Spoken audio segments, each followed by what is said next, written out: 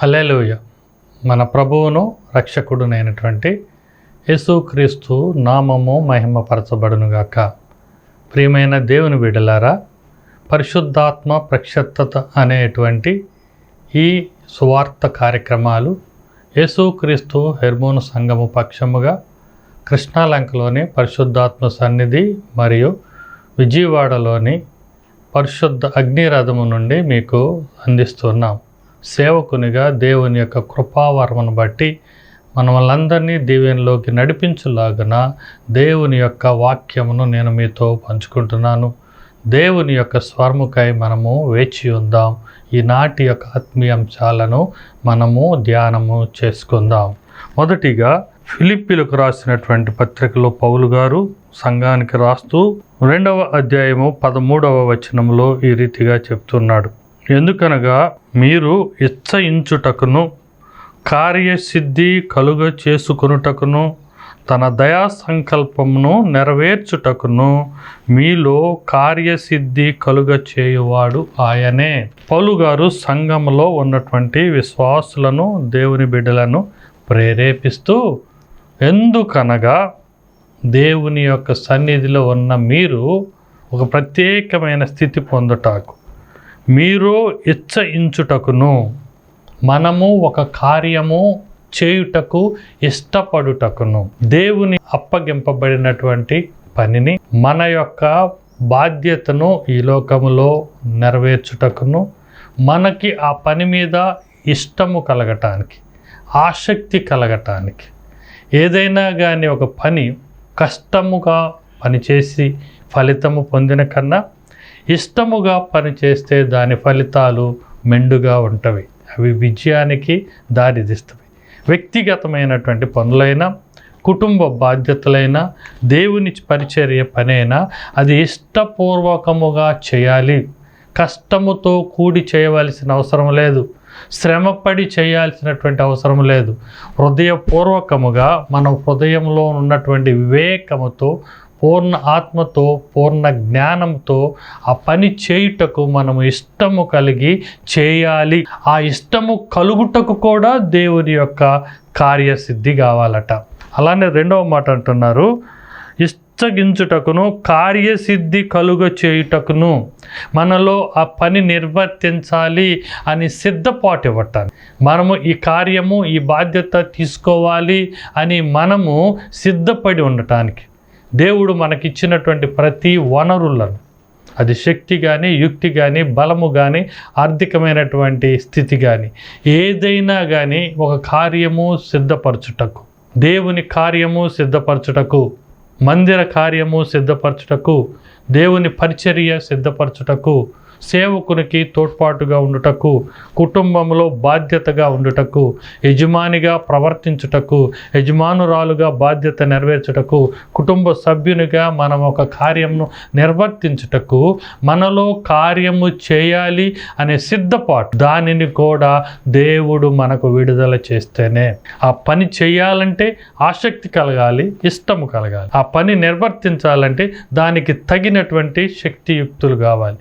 అవి దేవుడు మాత్రమే ఇస్తాడు అంటున్నాడు. ఏమనంటే తన దయా సంకల్పము చొప్పున నెరవేర్చుటకు, ఆయన మన యందు చూపించిన దయను బట్టి, మన ఎడల ఉన్న సంకల్పాన్ని బట్టి, చిత్తాన్ని బట్టి, ఆయన యొక్క యోచనను బట్టి, దేవుని బిడ్డగా నీ ద్వారా ఆయన చేయదలుచుకున్నటువంటి కార్యము ఆయన నీతో నిర్వర్తించటానికి, నిన్ను ఒక పనికొచ్చే పనిముట్టుగా, పనికొచ్చే పాత్రగా, ఒక సాధనముగా, ఈ లోకమును జయించటానికి ఒక యుద్ధోపకరణముగా, ఆయుధముగా కలుగ చేయటానికి, ఆయనకున్నటువంటి ఏ సంకల్పము నీ మీద ఉన్నదో ఆ సంకల్పము నెరవేర్చుటకు ఆయన మనలో కార్యసిద్ధి కలుగ చేయువాడు.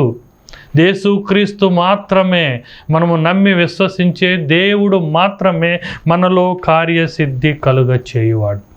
ఇది బహు ఆదరణమైన మాట, బహు వాగ్దానం ఇచ్చినటువంటి ఈ యొక్క శ్రేష్టమైన దీవెన. చాలా పర్యాయాలు మనము బహుగా ఆలోచన చేస్తాం, బహుగా ప్రయాస కూడా పడతాం. నేను అనేక పనులు చేస్తున్నాను, కానీ లక్ష్యము చేరిన తర్వాత నేను అపజయం పొందుతున్నాను. చాలా శ్రమ పడుతున్నాను, లక్ష్యము మధ్యలోనే నేను కుంటుబడిపోతున్నాను. చాలా ప్రయాసపడ్డాను, నా ప్రయాస అంతా వ్యర్థమే. చాలా సంపాదించాను, అది చిల్లి సంచిలో పోసినటువంటి కానుకల వలె ఉన్నవి. బహుగా నేను దుఃఖించాను, ఆ దుఃఖానికి ఫలితము రాకుంది అని నీకు అనిపిస్తే, నువ్వు చేస్తున్నటువంటి పనిలో నీకు విజయం లేకపోతే, చేస్తున్నటువంటి కార్యంలో నీకు సంతృప్తి లేకపోతే, చేయబోతున్నటువంటి బాధ్యతలో నీకు ఆసక్తి లేకపోతే, వాటన్నిటికీ మూలముగా ప్రభువైన యేసుక్రీస్తు వారు మనలో ఇష్టము కలుగజేస్తాడు, మనలో కార్యసిద్ధి కలుగజేస్తాడు. ఎందుకంటే ఆ కార్యసిద్ధి నీ ఎడల ఆయన యొక్క సంకల్పం. ఆ సంకల్పము ఆయనకు మన మీద వచ్చినటువంటి దయా కృప మాత్రమే. సురేష్ బాబు అనే నన్ను ఆయన సేవకునిగా, సువార్థికునిగా ఈ టీవీ పరిచర్య కొరకు లేదా యూట్యూబ్ ఛానల్ సువార్త పరిచర్య కొరకు వాడుకొనుట ఆయన దయా సంకల్పమే. మాట్లాడటం చేతరాని వాడిని, వాక్చాతుర్యం లేని వాడిని, భాష తెలియనటువంటి వాడిని అయినప్పటికీ దేవుడు తన పరిశుద్ధాత్మను నాలో నింపి ఈ పని చేయాలి అని నాలో ఇష్టము కలుగజేశాడు. ఈ పని చేయాలి అని నాలో కార్యసిద్ధి కలుగజేశాడు. అనేక ప్రయాసాలు ఉన్నవి, అనేకమైనటువంటి పనులున్నవి, బాధ్యతలు ఉన్నవి, సమయము కేటాయించడానికి ఆస్కారం లేదు. అయినప్పటికీ దేవుడు నాలో ఈ కార్యసిద్ధి కలుగజేస్తాడు. ఎందుకు అంటే ఆయన మన ఎడల తన దయను, తన కృపను, తన సంకల్పాన్ని ఉంచాడు కాబట్టి ఆ సంకల్పాన్ని బట్టి ఆయన నీతో భీకర కార్యాలు, శూర కార్యములు చేయగలడు. అదే దేవుని యొక్క వాగ్దానము. మరలా చదువుతాను. ఎందుకనగా మీకు ఇచ్చగించుటకును కార్యసిద్ధి కలుగ చేయుటకును తన దయా సంకల్పము నెరవేర్చుటకును మీలో కార్యసిద్ధి కలుగ చేయువాడు ఆయనే. దేవుడు తన సంకల్పాన్ని నెరవేర్చదలుచుకున్నాడు. ఆయన అనుకున్నాడంటే అది సాధ్యపరిచేవాడు, ఆయన ఊహించాడంటే అది నెరవేర్చేవాడు. ఆయన తన పనిని నెరవేర్చుకోవటానికి, మనలను వాయుధముగా వాడుకోవటానికి, సాధకముగా వాడుకోవటానికి ఆయన మన ఎడల దయను కలిగి ఉన్నాడు, కృపను కలిగి ఉన్నాడు, మనలో ఇష్టము నెరవేర్చువాడుగా ఉన్నాడు, కార్యసిద్ధి ఏర్పరిచేవాడుగా ఉన్నాడు. ప్రియమైన దేవుని బిడ్డలారా, తన యొక్క మాట చేత ఈ లోకములో సమస్తమును సృష్టించినవాడు, లేని దానిలో ఉన్నది ఉన్నట్లుగా ఏర్పరిచినటువంటి వాడు. కార్యము చేయగలగటం ఆయనకు మాత్రమే చేతనవుతుంది. దానికి సరిపోలిన దేవుడు సరి అయిన వాడు. ఆయన మాత్రమే సృష్టిని నెరవేర్చాడు, ఆయన మాత్రమే మనుషులను సృష్టించాడు, ఆయన మాత్రమే మనుషుల మధ్య ఉండటానికి దిగి వచ్చినవాడు, ఆయన మాత్రమే ఒక గొప్ప కార్యము చేయగలిగినవాడు. కార్యము లేదా కార్య సిద్ధము ఆయనతోనే ఇమిడి ఉన్నది. ఆయన కార్యములు నెరవేర్చుటకునే ఆయన మనకు మాదిరిగా మనకు ఆత్మీయ జీవితాన్ని పాటించమని ఏర్పరిచి వెళ్ళాడు. అందుకని ఈ దేవుడు చెప్పేటువంటి శ్రేష్టమైనటువంటి సూచనలను పాటిస్తే, ఆయన ఎదురు గనక మనము దృష్టీకరిస్తే మనలో పని చేయటానికి ఇష్టము, బాధ్యత నెరవేర్చడానికి కార్యము, సిద్ధపాటు చేయటానికి ఆయన విజయము ఆయన ఏర్పరిచి ఉన్నాడు. ఎందుకంటే అది ఆయన దయ. ఆ దయను నెరవేర్చుకోవటము ఆయనకు ఇష్టము. ఆయనే కార్యసిద్ధి కలిగినటువంటి వాడు కాబట్టి నువ్వు బలహీనుడు అయినా, అశక్తివుడు అయినా, అసమర్థుడు అయినప్పటికీ ఆయన నిన్ను నిలబెడతాడు, నిన్ను యోధునుగా చేస్తాడు. నీ ఎడల విజయము పొందించటానికి ఆయన నిన్ను బలపరుస్తాడు. సమస్తమును ఆయన చేతిలో ఉన్నవి కాబట్టి మనమును బలపరచువాడు ఆయనే. అయితే ఈ కార్యము నిర్వర్తించేటప్పుడు, చేసేటప్పుడు మనలో కొన్ని బలహీనతలు ఎదుర్కొంటామట. దేవుడు మనల్ని ఎన్నిక చేసుకున్నాడు, దేవుడు మనల్ని కృప చూపించాడు, కనికరం చూపించాడు, నీకు ఒక శ్రేష్టమైన బాధ్యతను ఇవ్వటానికి ఇష్టడై ఉన్నాడు. అప్పగించ పనిని నీ వ్యక్తిగతమైన బాధ్యత, నీ కుటుంబ బాధ్యత, సంఘ సహవాసపు బాధ్యత ఏదైనా కానీ నువ్వు ప్రారంభించిన తర్వాత దానికి ఎన్నో ఆటంకాలు ఉంటాయి, అవరోధాలు ఉంటాయి. ఎందుకంటే అపవాది ఎప్పుడు మృంగుదున అనే గర్జించు సింహం వలె మాటు వేసి ఉంటాడు. తన యొక్క బిడ్డలు, దేవుని బిడ్డలు ఈ కార్యములు నిర్వర్తిస్తుంటే వానికి అసూయ కలుగుతుంది.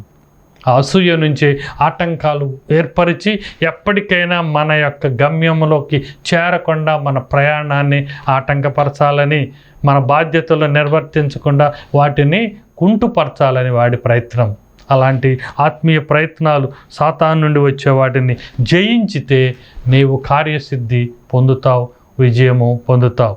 ఒక ఉదాహరణను మనము జ్ఞాపకం చేసుకుంటే 2వ దినవృత్తాంతములో 15వ అధ్యాయము 7వ వచనములో ఒక బలహీనత తెలియజేస్తున్నాడు. మీరు బలహీనులు కాక ధైర్యము వహించుడి, మీ కార్యము సఫలమగును. కాగా మీరు ఏ విషయములలో దేనిలో దేవునితో సంబంధము కలిగి ఉండి అనుసరిస్తున్నటువంటి వారు, మీరు ఈ కార్యము మొదలుపెట్టినప్పుడు కాగా ఒక పర్యాయము లేదా ఎప్పుడైనా ఒక బలహీనత మనలో చోటు చేసుకుంటుంది. మనము మన వ్యక్తిగతమైన బలాన్ని అంచనా వేసుకుంటాం, మన యొక్క వ్యక్తిగతమైన సామర్థ్యాన్ని అంచనా వేసుకుంటాం. మన బరువు ఏంటి, మన ఎత్తు ఏంటి, మన శక్తి ఏంటి, మన యుక్తి ఏంటి, మన అంగబలం ఏంటి, అండబలం ఏంటి, మనం ఏమి చేయగలం, ఈ అర్ధబలం ఏంటి, మనలను మనము విశ్లేషించుకొని పోల్చుకొని ఈ కార్యము నెరవేర్చడానికి నాకు ఆ తాహత ఉందా, ఆ స్థాయి ఉందా, ఆ అర్హత ఉందా, నాతో విజయము ఏర్పరచబడి ఉన్నదా అని బలహీనులమైపోతాం. మనలను మనమే చూచుకొని బలహీనులమవుతాం. అయితే ఇక్కడ దేవుని వాక్యం చెబుతుంది, బలహీనులు కాక ధైర్యము వహించుడి, మీ కార్యము సఫలమగును అంటుంది. మనం బలహీనులు అవ్వకూడదు. బలహీనులు అయ్యామా మన కార్యము సఫలము కాదు. స్థిరపడి ఉన్నామా, ధైర్యంతో ఉన్నామా, ఆత్మస్థైర్యంతో ఉన్నామా, దేవుని బలంతో ఉన్నామా, మనము ఎక్కలేనంత కొండపైకి ఆయన ఎక్కించగలడు. ఒక పర్యాయము గలిలయ సముద్రంలో భయంకరమైనటువంటి తుఫాను వస్తూ ఉన్నప్పుడు ఆ యొక్క పడవలో ఉన్నటువంటి దేవుని యొక్క శిష్యులు ప్రమాదంలో పడిపోయి చనిపోయే మరణించే స్థితికి వచ్చినప్పుడు ప్రభువారు వారి దగ్గరికి ఎదురొస్తారు. నీళ్లపైన నడుచుకుంటూ ఒక అద్భుత రీతిగా వారికి కనబడితే వారిని చూసినటువంటి వారు పేతురు అంటాడు, ప్రభువా నేను కూడా నీటిపైన నడువుటకు అవకాశం ఇయ్యని అడుగుతాడు. అయితే నడవమని ప్రభువారు ఆజ్ఞ ఇస్తే కొంత దూరము ప్రభువారు చూస్తూ పేతురు నడుస్తాడు. ప్రభువారిని చూస్తున్నంతసేపు పేతురు మానవుడై ఉండి కూడా దేవుని కార్యం వలె నీటిపైన నడుస్తూ వెళ్ళాడు. అయితే ఎప్పుడైతే చుట్టూ ఉన్నటువంటి అలలను గాలులను నీటిని చూచాడో వెంటనే అతడు బలహీనుడైపోయాడు. తన శరీరాన్ని చూసుకున్నాడు, తన స్థితిని చూసుకున్నాడు, మనుషుడుగా తన స్థాయిని చూసుకున్నాడు. ఈ నడుచుట అసాధ్యం అనే దాన్ని చూచాడు. చూచిన తరువాత ఆత్మీయంగా బలహీనుడయ్యాడు. అతడు మునిగిపోతూ ఉన్నాడు. అప్పుడు అంటాడు, ప్రభువా ప్రభువా ప్రభువా రక్షించు అని. ప్రభువారు చెయ్యి పట్టి మునిగిపోతున్న ప్రమాదంలో ఉన్నటువంటి పేతురును రక్షించాడు. అలా మనము బలహీనులం అవ్వకూడదు. మన ఎదుట దృష్టి ముందు ప్రభువారు ఉన్నాడు. శక్తి కలిగినటువంటి వాడు, అద్భుతాలు ఆశ్చర్య కార్యములు చేసినటువంటి వాడు. అట్టి ప్రభువారిని చూస్తూ గనక ఉంటే పేతురు లాగా కాకుండా మనము గమ్యము దాకా మనము మునగకుండా చేరతాం. అలానే మనం బలహీనులం కాకుండా ధైర్యము వహించి కార్యసిద్ధిలో ఉంటే మనము ఆ కార్యాన్ని నెరవేర్చి ధైర్యపడతాం. ఒక పర్యాయము ఏలియా బహురోషము కలిగిన ప్రవర్త, గొప్పగా పరిచర్య చేసినవాడు, బయలుదేవతలను విసర్జించినవాడు, బయలుదేవతలకు వ్యతిరేకంగా పోరాడినవాడు. ఆనాడు యెజబెలు అతని భర్త భయంకరమైనటువంటి శ్రమలు శోధనలు ఏలియా మీద పెట్టినప్పుడు అతడు మరణించడానికి స్థితి కలిగినంత ఒత్తిడి శ్రమ కలిగినప్పుడు ఏలియా బలహీనుడైపోతాడు. అమ్మో, ఇంత గొప్ప రాజు, ఇంత గొప్ప రాణి, ఇంత క్రూరుడు, ఇంత సైన్యము సమూహము, ఇంత బయలుదేవతల యొక్క ప్రవర్తన, ఎంతమంది దేవుని వ్యతిరేకులు ఉన్నారు, ఎంతమంది యెహోవాకు వ్యతిరేకులు ఉన్నారు, వీరిని నేను ఎలా ఎదుర్కోవాలి, నిజ దేవుడిని నేను ఎలా ప్రకటించాలి, ఎలా రుజువు చేయాలని ఒక పర్యాయము బలహీనుడైపోయాడు.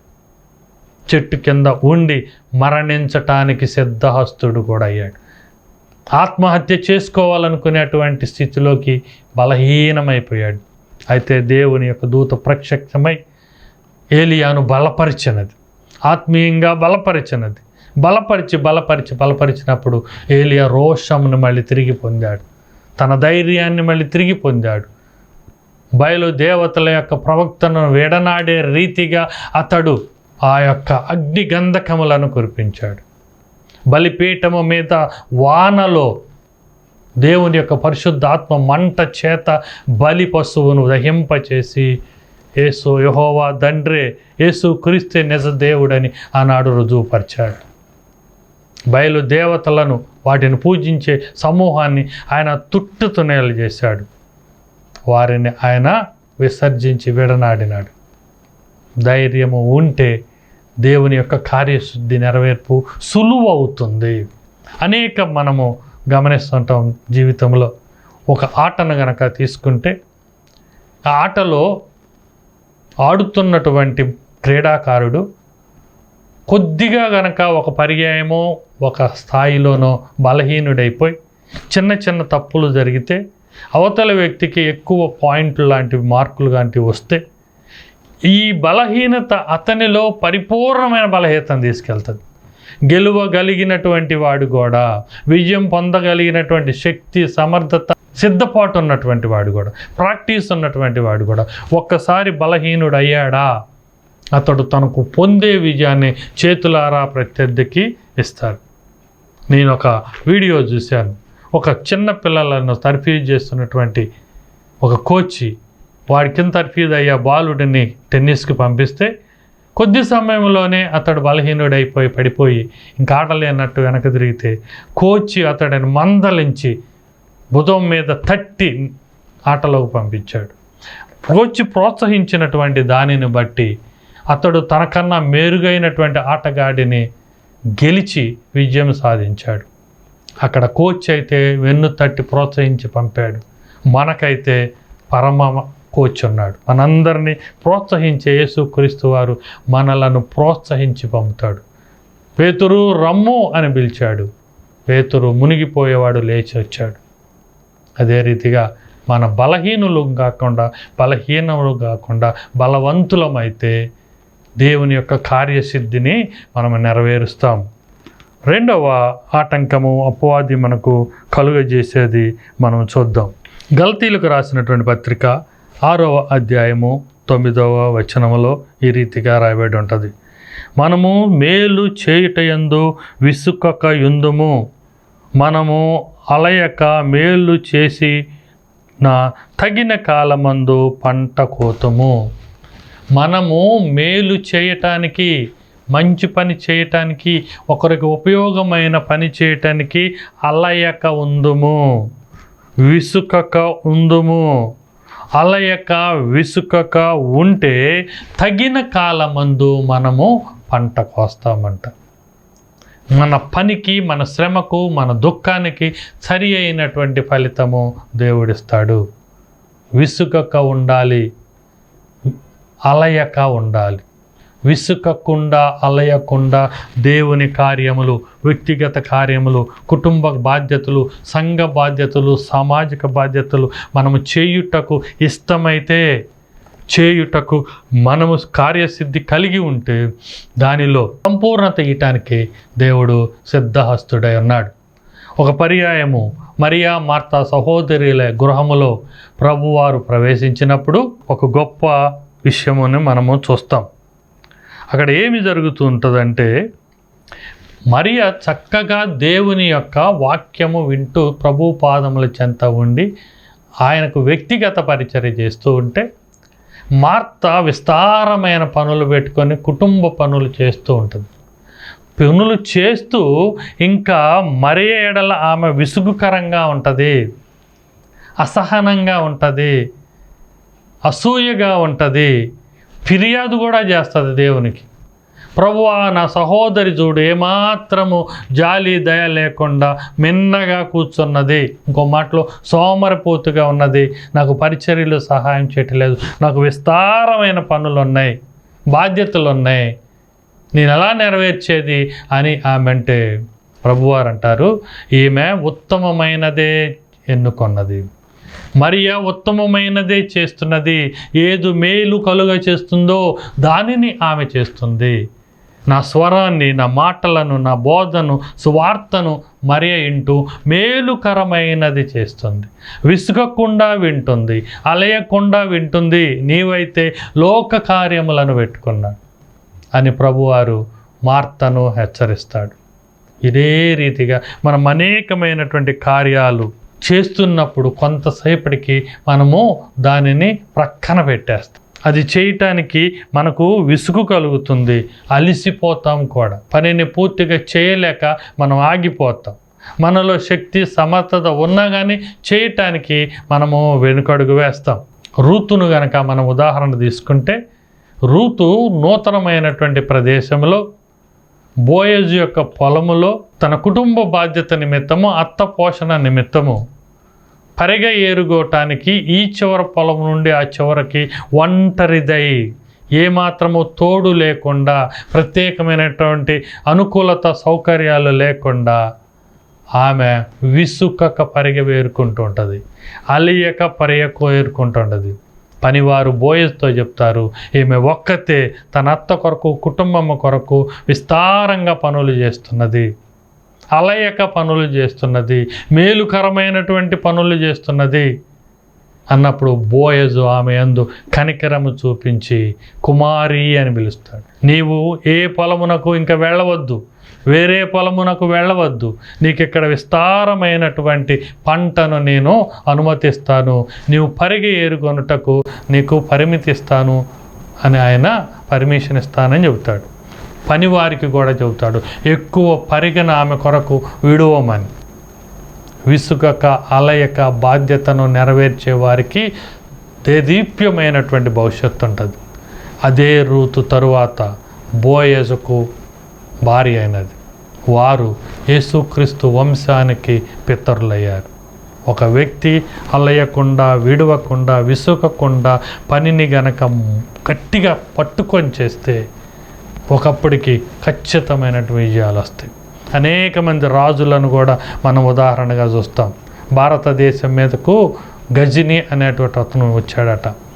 14 సార్లు ఆయన భారతదేశం మీదకి యుద్ధానికి వచ్చినా అన్నిసార్లు ఓడిపోయినా విసుకక అలయక మళ్ళీ దండెత్తి ఒక పర్యాయము దానిని పొందినట్లుగా మనకు చరిత్రలో ఉన్నవి. అనేక పర్యాయాలు. ఒక బెల్లం పలుకు నేల మీద పడితే బలహీనమైనటువంటి చిన్న చీమ తను రాబోయే వర్షాకాలం కొరకు దాన్ని నిల్వ చేసుకోవటానికి, దానిని మొయ్యాలని, కదిలించాలని, మార్చాలని ఎంతో ప్రయత్నం చేసి కనీసం వారం రోజులు అది నెడటానికి దాని ప్రయత్నం చేసి చివరికి తన యొక్క పుట్టలోనికి చేర్చుకుంటుంది. ప్రయాస అయితే 15 రోజులు, కానీ అది తరువాత వర్షాకాలమంతయు తన ఆహారాన్ని సమృద్ధిగా పొందుతుంది. విసుకక అలయక కార్యము చేయటానికి, ప్రత్యేకంగా దేవుని కార్యము చేయటానికి మనము సిద్ధహస్తులై ఉండాలి. ఆ సిద్ధహస్తాన్ని దేవుడు కార్యసిద్ధి చేయగలడు. ఎందుకంటే ప్రభువు కార్యము కష్టమే, మనకు మించినటువంటి కార్యమే. అయినప్పటికీ దేవుడు నీతో చేయటానికి ఇష్టపడ్డాడు కదా. మీరు సర్వలోకమునకు వెళ్ళి సర్వ సృష్టికి సువార్త ప్రకటించుడి అని చెప్పాడు. మనము బలహీనులమైన ఆయన చెప్పాడు అంటే ఆయన మనలను బలపరచటానికి ఇష్టము కలిగి ఉన్నాడని మనము తెలుసుకోవాలి. సువార్త ప్రకటించే వారి పాదములు బహు సుకుమారముగా సుందరంగా ఉంటాయి అంటున్నాడు. రూపులకు నీ పాదాలు ఎలా ఉన్నా దేవుని సువార్త ప్రకటించే పనిలో ఉన్నప్పుడు అవి బహు సుందరముగా మారతాయి. స్థితికి నువ్వు ఎంత బలహీనుడు అయినా దేవుని పని చేస్తున్నప్పుడు నువ్వు యోధుడిగా ఉంటావు అని మనము గుర్తెరగాల్సిన వారమై ఉన్నాం. 3వ ఆటంకము మనకు కలుగజేసేది 1 బలహీనత, 2 విసుగు, 3వది అలసట. అదే 4వ వాక్యంలో కనుక వస్తే ఇక్కడ ఇంకొక ఉదాహరణను మనం చూడవచ్చు. ఫిలిప్పీలకు రాసిన పత్రిక 2వ అధ్యాయము 15వ వచనం. సణుగకయు సంశయములను మాని సమస్త కార్యములను చేయుడి. సణుగకుండా, సంశయము కలుగకుండా సమస్త కార్యములను చేయుడి. సణుగకుండా చెయ్యి, గొణుగుకోకుండా చెయ్యి, తిట్టుకోకుండా చెయ్యి, దూషణ చేయకుండా చెయ్యి, విమర్శ చేయకుండా చెయ్యి. ఇవన్నీ మన కుటుంబంలో కనబడతాయి, మన వ్యక్తిగతమైన బాధ్యతలో కనబడతాయి, దేవుని పనిలో కూడా ఇవి కనబడుతూ ఉంటాయి. ఒక పనిని ఒక తండ్రి కుమారుడికి అప్పగిస్తే ఆ కుమారుడు సణుగుకుంటాడు, ఆ కుమారుడు తిట్టుకుంటాడు, ఆ కుమారుడు విమర్శిస్తాడు. ఒక పనిని తల్లి తన కుమార్తెకు అప్పగిస్తే ఆ పాపకు సంశయం ఇస్తుంది.